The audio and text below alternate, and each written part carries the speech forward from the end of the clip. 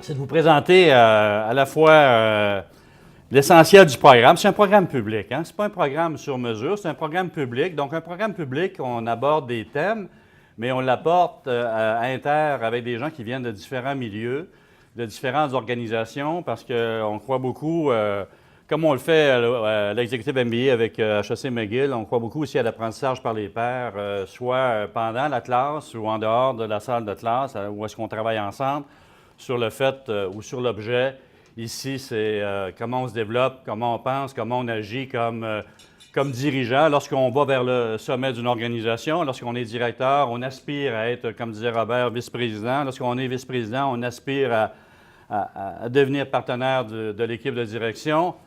Bien, on pense aussi que c'est important d'avoir je voudrais dire, des perspectives différentes. L'an passé, on était 21, il y avait la grande entreprise, il y avait des PME, il y avait l'entreprise privée, il y avait des sociétés parapubliques comme Hydro-Québec, par exemple, et effectivement, on apprend beaucoup. Moi, je crois beaucoup de l'apprentissage de l'expérience d'ailleurs, parce que quand on est dans son milieu, toujours dans le même milieu, c'est la loi des rendements décroissants. On travaille de plus en plus fort pour produire de moins en moins de résultats, parce qu'on est toujours dans le même paradigme.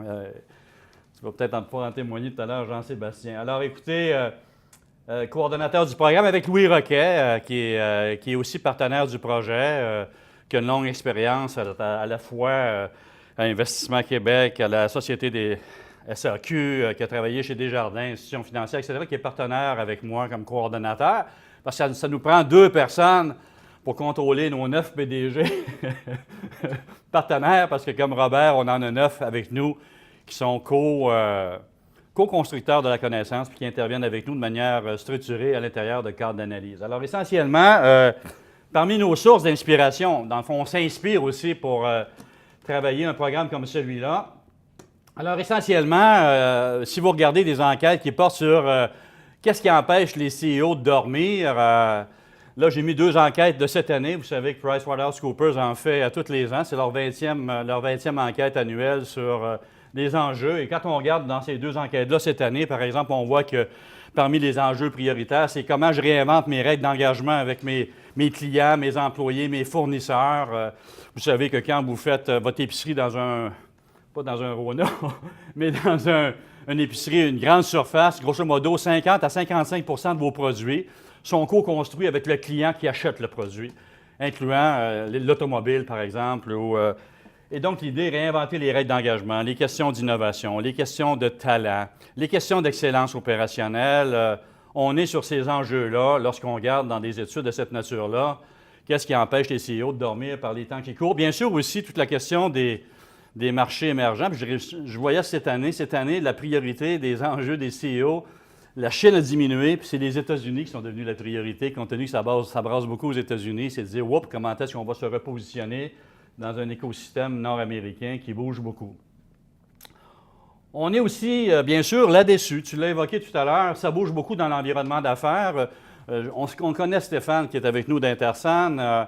L'idée, c'est de dire, je fabrique un produit, je livre un service, l'Internet des objets. On a des gens d'Ivado ici d'intelligence artificielle. Stéphane a introduit l'intelligence artificielle dans son organisation, le big data. Moi, je travaille avec une PME manufacturière qui fabrique du meuble. Au lieu de fabriquer du meuble, je leur ai dit, pourquoi est-ce qu'on ne fabrique pas de la santé avec un meuble? Donc, la santé avec un meuble et non pas fabriquer du meuble. Donc, nos modèles d'affaires sont interpellés beaucoup. Alors, c'est sûr qu'il y a une partie de la formation. On est autour de comment on questionne son modèle d'affaires en fonction de comment on lit les tendances de l'environnement externe. Donc, on va être aussi là-dedans, à l'intérieur de ce programme-là.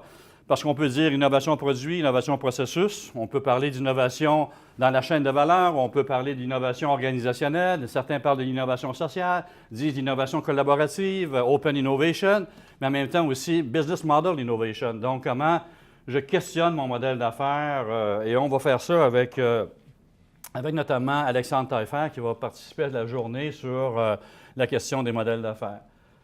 La transition fulgurante, c'est aussi, si vous regardez mes mains, la superposition des sciences de la vie, des sciences de l'ingénierie, des sciences de l'information, où quand on superpose ces 3 domaines-là, on peut réinventer la santé avec Transmedtech, par exemple, à Sainte-Justine. On peut réinventer l'humanisation des soins. On peut faire plein d'affaires lorsqu'on pense aussi dans notre modèle d'affaires à superposer les domaines de connaissances plutôt que les traiter de manière séparée. Voyez un peu ici, on va essayer de vous brasser dans vos réflexions, notamment sur vos modèles d'affaires, qu'on soit dans le monde de l'éducation, dans le monde des télécoms ou dans le monde X, Y ou Z, on va être aussi là-dedans. Donc, préoccupé par comment je saisis des opportunités, comment j'ajoute des usages, comment je réfléchis sur mon modèle d'affaires. Et bien sûr, on a travaillé beaucoup. Moi, je travaille beaucoup avec le groupement des chefs d'entreprise. Hier, tu étais en retraite avec QG100. On a écrit un livre qui s'appelle Paroles de PDG. On a questionné en intimité les 75 PDG, membres du Cercle des PDG à Montréal, en intimité pendant 2 à 3 heures chacun, pour leur poser des questions sur le métier de dirigeant. Et là, ce qu'on a beaucoup appris là-dedans, aussi bien sûr, le réseau ID qui regroupe 160 PDG également, on a beaucoup appris sur ce que disait Robert, sur si je veux amener mon organisation ailleurs, où est-ce que je suis personnellement. Donc, le changement organisationnel passe par le changement personnel. Ça va? Et vous avez une plateforme sur McKinsey, par exemple, qui est dédiée uniquement à cette thématique-là. Le changement organisationnel passe par le changement personnel. Si Pierre-Marc Rouillet de Camso était ici, il vous dirait la même chose. J'ai pris l'organisation à 200 millions, je l'ai amené à 4 milliards en moins de 10 ans, mais le changement personnel est d'abord un vecteur important de changement organisationnel comme tel. Et l'autre élément important ici, c'est les équipes de direction. Ce que les PDG nous ont dit, c'est avant mon équipe de direction, je traitais l'équipe de direction 1 sur 1. Hein, 1 sur 1. Et maintenant, je dois me donner comme mission de mieux intégrer. C'est moi qui dois consolider l'équipe de direction qui est un puissant, dans le fond, vecteur de transformation de l'organisation parce qu'ils portent la vision dans leur unité. Et très souvent, les gens à la base vont se dire, oui, mais il me semble qu'on ne tire pas dans le même sens parce que les vice-présidents pensent différemment ou il me semble qu'ils ne font pas, un semblant de tout. Alors, ils nous ont beaucoup parlé de leur équipe de direction. Puis, à travers ces 75 entrevues-là, on a produit un livre qui s'appelle « Paroles de PDG », avec lesquels on réfléchit. La première soirée avec Louis Saint-Pierre de Cogeco, qui est la présidente sortante de Cogeco, on réfléchit autour de, non pas de vous autres comme président, mais à quoi un président s'attend de ses directeurs et c'est quoi ses attentes. Je ne sais pas si vous voyez. Et là, on commence en vous distribuant le livre, en vous demandant de le lire rapidement, ça se lit rapidement, et d'avoir une bonne conversation d'entrée de jeu le dimanche soir avec Louis Saint-Pierre sur plus je m'approche du sommet, plus je monte dans l'organisation, plus je me rapproche de l'équipe de direction, plus je me rapproche du PDG, puis en même temps, ces personnes-là, à quoi ils s'attendent de nous comme futurs porteurs, dans le fond, de l'organisation. Alors, d'entrée de jeu, on entre avec Paroles de PDG le dimanche soir dans le programme de formation. Alors, essentiellement, il y a des objectifs qu'on poursuit. Là, l'objectif que tu as déjà évoqué, Robert, qui est comment je me développe comme personne dans un programme comme celui-là, parce que c'est un programme public. À travers une propre réflexion personnelle, on vous demande, un peu comme à l'exécutif MBA, de prendre des notes et de réfléchir sur qu'est-ce que j'ai appris aujourd'hui sur moi, en passant la journée avec Alain Gosselin, Charles Guay, Robert Dutton. Qu'est-ce que j'ai appris sur moi aujourd'hui? Qu'est-ce que j'ai appris sur mon organisation? Puis qu'est-ce que je pourrais faire de différent lorsque je reviendrai dans mon organisation? Mais on est plus sur vous autres comme personnes apprenantes à l'intérieur du programme. On est autour de la notion aussi d'enjeux stratégiques de prise de décision. On va voir ça avec Éric Bratt. Je vais revenir dans 2 minutes. Éric est prof associé avec nous, mais c'est l'ancien grand patron de Boston Consulting Group pour le Québec, ancien grand patron de BCG en Europe, qui a décidé de venir au Québec et maintenant de joindre à l'école, HEC Montréal. Et avec Claude Séguin, le numéro 2 de CGI, on aborde à travers des grands cas, les processus de décision stratégique, mais à partir de cas et non pas à partir qu'est-ce qu'une décision, qu'est-ce que la stratégie, comment on fait ça. Donc, on prend des cas d'acquisition, on prend des cas de fusion, on prend des cas de transformation. On jette un regard sur le cas et avec Éric, par la suite, on réfléchit avec Claude sur qu'est-ce qui est arrivé là-dedans, quels étaient les éléments de risque qu'on aurait dû prendre en considération, etc. Donc, on est autour de comment, dans le fond, je développe plus de cohérence entre les enjeux stratégiques et la prise de décision. Puis on aborde la question aussi là-dedans de la rationalité versus l'émotion. Ça va? La rationalité, c'est des matrices 2 par 2, des matrices de gestion de risque. L'émotion, comme nous disait un très grand PDG, qui nous disait, bien, on fait trop de gestion de risque dans nos organisations, puis on tue l'entrepreneuriat. Donc, la question des émotions, là, et comment on fait l'arbitrage entre les deux. On aborde ça à travers des cas. Donc, des cas et non pas à travers de la théorie. Un sens décisionnel plus robuste, décision audacieuse. Décision audacieuse, c'est un manufacturier de meubles qui dit écoute, fabriquer du meuble, au lieu de fabriquer du meuble, je vais fabriquer de la santé. Finalement, ça prend un peu d'audace pour, tu sais, dans le fond, l'idée, c'est de vous ouvrir avec des exemples, beaucoup d'exemples sur l'audace d'aller au-delà de votre modèle d'affaires et de vos schémas de pensée. Et bien sûr, capacité d'analyse stratégique renouvelée, ça veut dire que dans chacun des modules, on vous donne des outils, des cadres analytiques, des grilles d'aide à la décision. Ça va? Donc, ce n'est pas uniquement un prof, un témoignage, puis on a eu du fun. On essaie d'encadrer ça par la suite. On se dit toujours qu'est-ce qu'on vient d'apprendre ensemble, et puis on met sur la table des grilles d'aide à la décision. Et le réseau de contacts, ça vous dit, réseau de contacts, ça veut dire quoi? J'apprends à connaître des gens différents. Et dans la formation, j'ai maintenant aussi un lien privilégié avec Robert Dotton qui va vous dire, appelez-moi si vous avez des questions. Vous avez aussi un lien privilégié avec les profs, parce que maintenant, on fait partie de votre réseau. Et nous, les profs, on représente HEC Montréal, 250 profs, 50 chaires de recherche, une université qui est dans le club des top 20 mondiales hors États-Unis, dans les meilleures écoles de gestion au monde. Et l'an passé, il y avait, par exemple, deux personnes qui me disent, on réfléchit sur notre expérience d'utilisateur sur le web. Et puis nous, on a un laboratoire de classe mondiale qui s'appelle Tech 3 Lab. On a pris les gens dans la classe, on les a connectés avec Tech 3 Lab, puis on a fait un super projet pour les aider à se développer dans leur propre organisation. Parce que nous, on représente 280 profs, 50 chaires et centres de recherche. On connaît tout le monde, les profs seniors. Au moins, on a ça, là. Puis tant qu'on ne perd pas la mémoire, on n'est pas pire. Et de cette manière-là, on peut vous connecter à ces réseaux-là. Quelqu'un qui me disait, je ne sais pas quoi faire, il faut que je fasse une mesure sur l'engagement organisationnel. Bien, chez nous, on a un prof qui est dans le top 5 mondial sur cette question-là, qui a des super outils, puis on a fait la connexion avec ces personnes-là pour les aider aussi à se développer. Donc, on est autour de ces objectifs-là. Le programme est constitué autour de 5 thématiques. Alors, avant de changer de perspective, la thématique, c'est une soirée sur à quoi s'attendent des dirigeants, des directeurs. Ça va? Donc, il y a comme une soirée préparatoire parce que les 3 premiers thèmes, on les fait en résidence. On commence tôt le matin vers 8 heures, puis on va jusqu'à 7 heures le soir, 6-7 heures le soir, parce qu'on anime le groupe. On pense qu'en résidence, ça donne le temps de réfléchir, le temps de fermer son cellulaire, le temps de se poser des bonnes questions, le temps de discuter avec les collègues autour de la table. Donc, on pense que c'est important d'avoir un bout en résidence. On vous laisse une période de temps où on vous fait travailler sur le transfert de vos apprentissages. Et là, après, on revient dans les 2 derniers jours. Les 2 derniers, être créateur, être un leader, on revient à HEC Montréal. Et là, on est plus... en même temps, ça vous permet de mieux connaître l'école comme lieu physique. Donc, changer de perspective, c'est, si vous regardez mes mains, avec les jeunes, c'est, dans le fond, le leadership en T. On travaille sur la barre horizontale du T. Ça va? Je connais mon unité, je connais ma direction, je connais c'est quoi le marketing, je suis bon en finance. Mais plus je me rapproche, plus je vais vers le haut, plus je dois développer la dimension horizontale, le modèle d'affaires, les grands enjeux, qu'est-ce qui, dans l'environnement externe, va nous frapper à court terme. L'an passé, il y avait quelqu'un qui était dans l'élastomère, donc qui fabrique des toits en élastomère. À la question « Quel est votre principal concurrent? » il a répondu « Tesla ». Ça va? Parce que Tesla se lance dans l'énergie électrique à partir de toits. Donc, pour eux qui sont dans l'élastomère, l'environnement extérieur nous dit que Tesla est son principal concurrent. Ce n'est pas d'autres fabricants d'élastomère.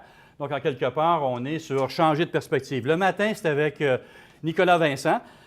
Et l'idée, c'est comment je lis mon environnement économique, mon environnement client, mon environnement réglementaire, comment j'identifie des tendances, signaux forts, signaux faibles, et comment j'interprète ces tendances-là, est-ce qu'elles sont structurelles, conjoncturelles, et comment ça a un impact sur mon organisation, mon entreprise, avec des exemples hyper concrets sur le taux de change impact, sur l'émergence d'un concurrent en Chine, etc. Donc, on a une animation avec Nicolas qui enseigne aussi à l'INSEAD, qui enseigne au EMBA de Columbia à New York, qui est avec nous maintenant à temps plein et qui travaille cette question-là le matin sur changer de perspective l'environnement externe. L'après-midi, changer de perspective moi. Donc, les passages en gestion. Je suis un gestionnaire d'équipe, je deviens directeur. Quels sont les passages? Qu'est-ce que je dois apprendre? Qu'est-ce que je dois abandonner? Ça va? Je suis un directeur, je me rapproche d'une fonction de vice-président. Qu'est-ce que je dois apprendre? Qu'est-ce que je dois abandonner? Je suis vice-président, je m'en vais vers un poste de direction, membre du comité de direction. Qu'est-ce que je dois apprendre, mais qu'est-ce que je dois abandonner? Et puis en même temps, Alain présente les dérailleurs. Les dérailleurs, c'est qu'est-ce qui peut me faire dérailler lorsque je gravis les échelons dans l'organisation? Qu'est-ce qui peut me faire dérailler dans l'entreprise familiale avec mes parents qui veulent ou pas me céder l'organisation? On aborde la question des dérailleurs et on le fait avec des cas. Et on le fait avec Charles Gay, qui est l'ancien président sortant de Manuvie Standard Life, où Charles va témoigner avec Alain de comment il a géré ses dérailleurs et comment il a géré les passages en gestion. Et après ça, avec une grille d'analyse, on a une grille d'analyse qui vous permet de mieux comprendre quels sont ces passages, d'en changer de perspective. Décider au sommet, je l'ai évoqué, c'est avec Éric Bratt et avec Claude Séguin. On aborde les questions de décision rationnelle, gestion des risques, comment on prend une bonne décision stratégique, comment on gère l'émotion, la rationalité, et on le fait avec des cas.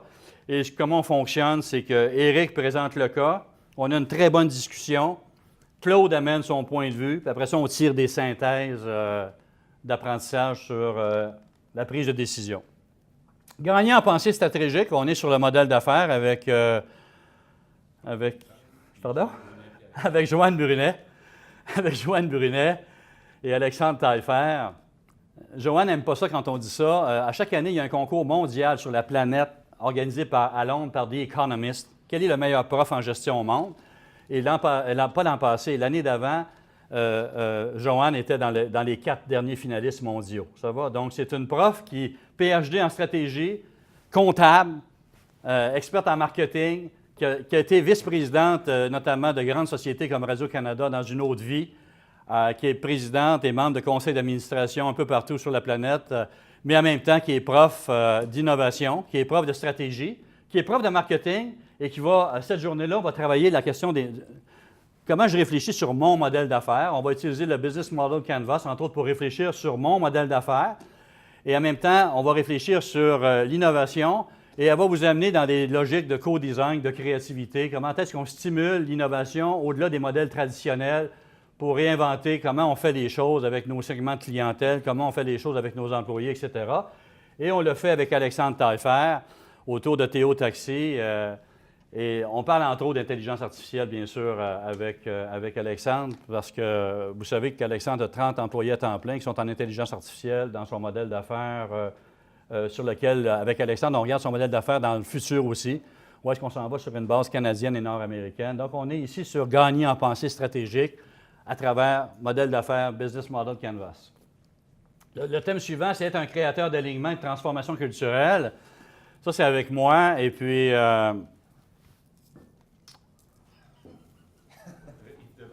Non, mais notre collègue aussi qui enseigne, c'est pas grave. L'idée ici, c'est de dire, lorsqu'on dit, par exemple, je fais un virage client à Cogeco, ou je fais un virage, bien, vous autres, vous êtes dedans déjà, virage client. Mais si je fais un virage client, qu'est-ce que ça veut dire, virage client? Bien là, les gens vont dire, ça veut dire des comportements de gestion. OK. Qu'est-ce que ça veut dire au niveau des pratiques de gestion? Qu'est-ce que ça veut dire au niveau de notre structure, rôle et responsabilité? Qu'est-ce que ça veut dire au niveau de nos processus d'affaires? Finalement, au bout de la ligne, comment j'aligne stratégie, structure, personne, processus, si je veux avoir un effet client. Je ne sais pas si vous voyez. Donc, on est là-dedans avec l'alignement ici, transformation culturelle et alignement. Comment je transforme une culture, faire un virage client par une intervention sur mon organisation. Et le matin, on le fait avec Yves Devin, qui a transformé la Société de transport de Montréal. Et on présente le cas de Yves, on a une excellente discussion, puis après ça, on intègre ça dans un cadre analytique. Et l'après-midi, on a le cas d'une société parapublique où toute l'équipe débarque de manière plus fine avec des données très quantitatives également sur comment j'aligne une organisation pour livrer un service à valeur ajoutée aux citoyens du Québec. Et après ça, toujours, qu'est-ce qu'on tire comme apprentissage? Donc, on est ici sur l'alignement, la transformation culturelle. Et le lendemain, c'est toujours avec moi, être un leader de changement stratégique. Ça veut dire quoi, gérer? Ça veut dire quoi, gérer le changement quand on se rapproche du sommet? Ça va? Pas quand on est dans une équipe de travail. Comment je mobilise mon équipe de travail lorsqu'on est en contexte de gestion du changement. On a un cadre d'analyse que j'expérimente depuis au moins une trentaine d'années, qu'on a construit au fur et à mesure sur quelles sont les bonnes questions qu'on doit se poser comme cadre supérieur ou lorsqu'on approche de cette strate-là en termes de leadership de changement stratégique. Et là, le matin, on fait un exercice avec Louis Roquet.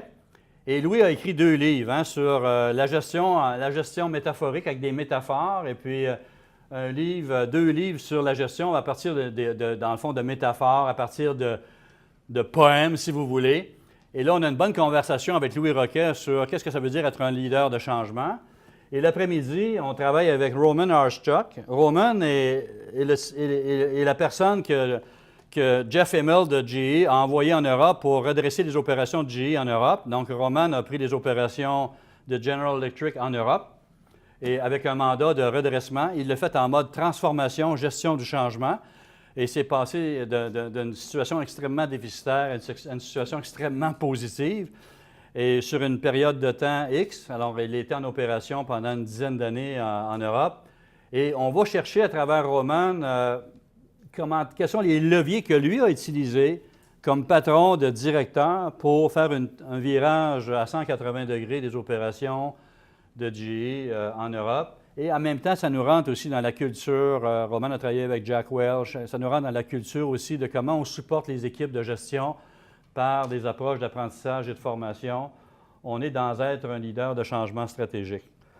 Le jeudi soir, entre ici et là, on vous demande d'identifier des questions que vous oseriez jamais poser sur le métier de dirigeant. Ça va? Parce que vous dites, je ne peux pas dire ça à mon patron, ça n'a pas d'allure, qu'est-ce qu'il va penser de moi? C'est trop osé. Alors, le jeudi soir, on a une rencontre avec Robert Dotton, qui est avec nous ici. Et avec Robert, c'est toutes les questions que vous aimeriez poser sur le métier de dirigeant, mais que vous n'osez pas poser parce que ça ne vous tente pas de le poser à telle personne, ça ne vous tente pas de partager ça en famille. Nous, on le fait au IMBA, ça dure 7 jours. Avec des questions comme quel est le prix à payer pour aller au sommet. Mais on a une soirée avec Robert. Puis Robert est prêt à jouer le jeu. Moi, je vais répondre.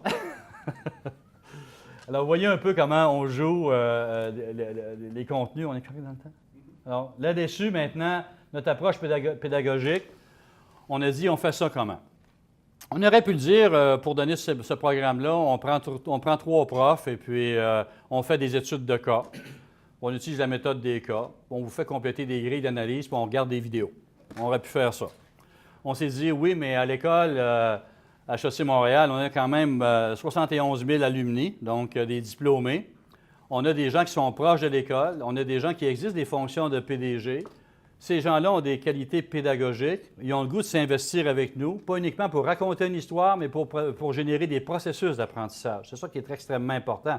Ce n'est pas uniquement un témoignage, parce que le témoignage, on va l'intégrer dans un processus d'apprentissage. Donc, on va dire que c'est un témoignage qui est cadré, mais qui demeure aussi un témoignage très, comme disait à l'époque, comment il s'appelle notre ancien collègue de Uniselect, malheureusement, Jacques Landreville, qui disait souvent aux étudiants, lorsqu'il a obtenu son doctorat honoris causa, il y a la tête, il y a le guts, puis il y a le cœur. Alors, c'est sûr qu'on prépare les gens avec nous parce qu'on veut que ce soit un processus d'apprentissage, mais en même temps, on veut que ça demeure guts et cœur. Je ne sais pas si vous voyez, mais en même temps, on se prépare pour qu'on ait un bon processus d'apprentissage. Alors, on a 9 conversations uniques avec des PDG d'expérience. J'en ai nommé quelques-uns. Alexandre Taillefer, Claude Séguin, Robert Dotton, Roman Herschuk, Charles Gay. On a... pardon? Éric Bratt. On a avec nous on en a 9 finalement qui sont avec nous comme tels et qui interviennent avec nous. On a 6 professeurs, et là j'insiste, MBA et MBA. Donc, c'est des professeurs qui sont habitués de travailler avec des classes de MBA et d'exécutif MBA. Moi, j'enseigne à l'exécutif MBA à HEC Montréal-McGill. La classe de cette année, c'est 46 personnes, moyenne d'âge 41 ans, des statuts de vice-président montant, puis on fait un voyage avec eux de 15 mois. Mixte en résidence et HEC, parce qu'on croit beaucoup à la question de la résidence, de partage de connaissances, apprentissage par les pairs, pédagogie active. Et dans chaque présentation des profs, vous avez des référentiels électroniques de connaissances qui vous permettent d'accéder à des grilles d'analyse, à des cas, à des vidéos qui viennent compléter l'enseignement des profs. Essentiellement, c'est pour qui? C'est pour des gens qui ont une expérience de gestion. On dit dans le programme autour d'une dizaine d'années. Des gens qui ont le goût de prendre le temps de réfléchir. Des gens qui ont le goût de partager avec des collègues autour d'un programme comme celui-là pour générer des processus d'apprentissage. Alors voilà le programme en 5 jours, 2 soirées, autour des objectifs, autour des contenus et autour des méthodes pédagogiques. Merci.